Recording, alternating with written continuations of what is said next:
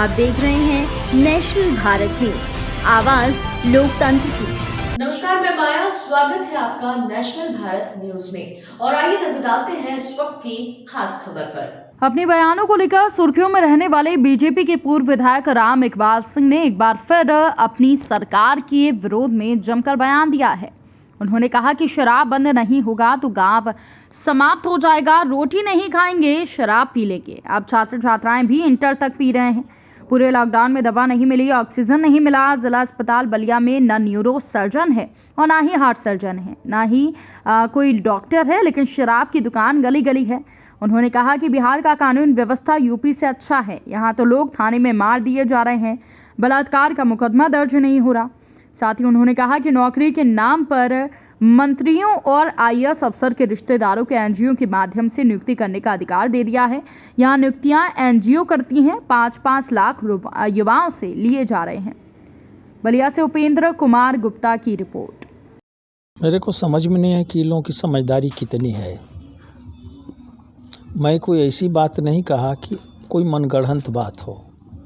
मैंने यही बात बरसों से, जब मैं एमएलए था तब से इस संघर्ष को लड़ता हूँ कि शराब बंद नहीं होगा तो गांव समाप्त हो जाएगा, रोटी नहीं खाएंगे, गरीब शराब पी लेते हैं। अब तो छात्र भी इंटर तक पी ले रहा है और टेक्निकल संस्थाओं में लड़कियां भी 15-20% वाइन सेवन कर रही हैं। यह हमारा प्रश्न पत्र नहीं है, पश्चिम का प्रश्न पत्र है। तो मुझे बड़ी उम्मीद थी कि एक महात्मा, एक साधु, एक संत, एक योगी जी मुख्यमंत्री हुए हैं उत्तर प्रदेश के, तो निश्चित रूप से शराब को कम से कम बंद कर देंगे। जब बिहार में गृहस्थ शराब बंदी कर सकता है तो उत्तर प्रदेश में योगी जी क्यों नहीं? बिहार में कोई आर्थिक संसाधन भी नहीं है, केवल आर्थिक संसाधन के रूप में मोरम और गिट्टी है बस।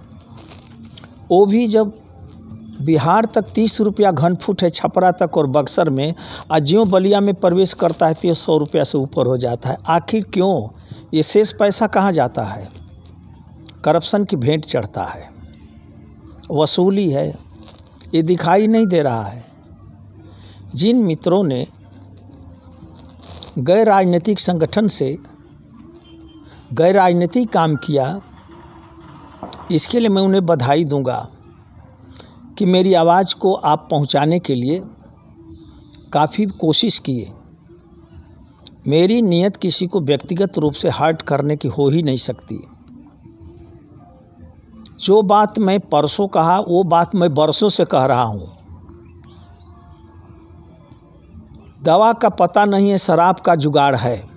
पूरे लॉकडाउन भर दवा नहीं मिला, ऑक्सीजन नहीं मिला। अस्पताल में आज भी बलिया में जिला अस्पताल में न न्यूरो सर्जन है, न हार्ट सर्जन है, न न्यूरोलॉजी का डॉक्टर है, न कार्डियो का डॉक्टर है, लेकिन शराब की दुकानें गली गली में है।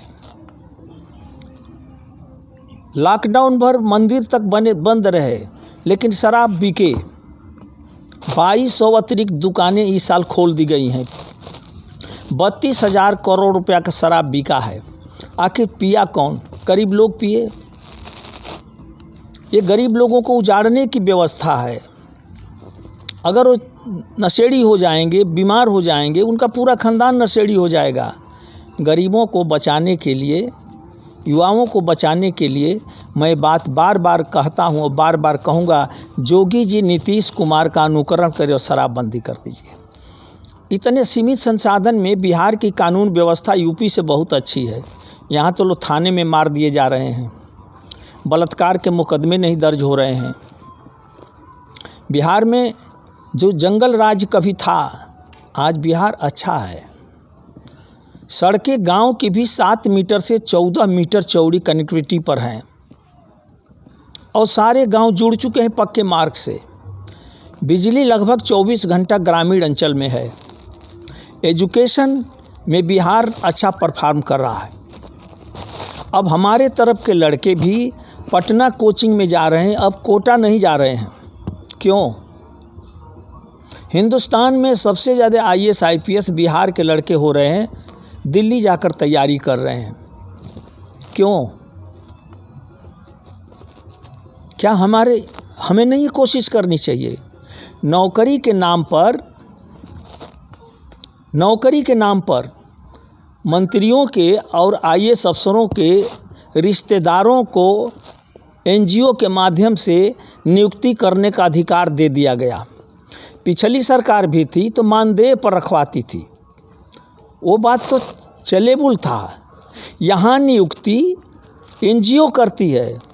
अभी 600 पद निकला था जूनियर इंजीनियर का नमामि गंगे में, और 200 पद था उसमें असिस्टेंट इंजीनियर का। प्रधानमंत्री जी की जो ड्रीम प्रोजेक्ट है, हर घर जल घर, हर घर नल घर, उसमें वेबसाइट ऑन ही नहीं हुआ कि कोई फार्म अप्लाई करे। फिर जिसको सरकार ने जिस एनजीओ को दिया है, उस एनजीओ से बेरोजगारों ने संपर्क किया तो 5-5 हज़ार रुपया ले करके वो फार्म दिया, और इसके बाद 5 लाख रुपया एई से और 3 लाख रुपया जेई से वसूली हुई है, और इंटरव्यू समाप्त हो गया है। वो लोग 2-4 दिन में ज्वाइन करा दिए जाएंगे। तो नौकरी मुट्ठी भर दे करके दिखाते हैं, वो भी एनजीओ को जाती है, जो लूट का अड्डा है। जब मैं कोरोना में पिछले 21 अगस्त 2020 को भर्ती हुआ एसपीजीआई में, बलिया सीएमओ ने कहा कि सर आप बाहर चले जाइए, यहाँ वेंटिलेटर नहीं है। तो मैं बाहर चला गया, तो एक दिन रोज़ 5 बजे भोर से चेकिंग शुरू हो जाती। एक दिन एम्प्लाई कहा, विधायक जी हम लोग आत्महत्या के किनारे आ गए हैं। हम कहे क्यों? अब मुँह ढके रहते थे, पहचान में तो आते नहीं थे, पीपी किट लगाए रहते थे। और खबरों में फिलहाल इतना ही। बने रहिए नेशनल भारत न्यूज चैनल के साथ। नमस्कार।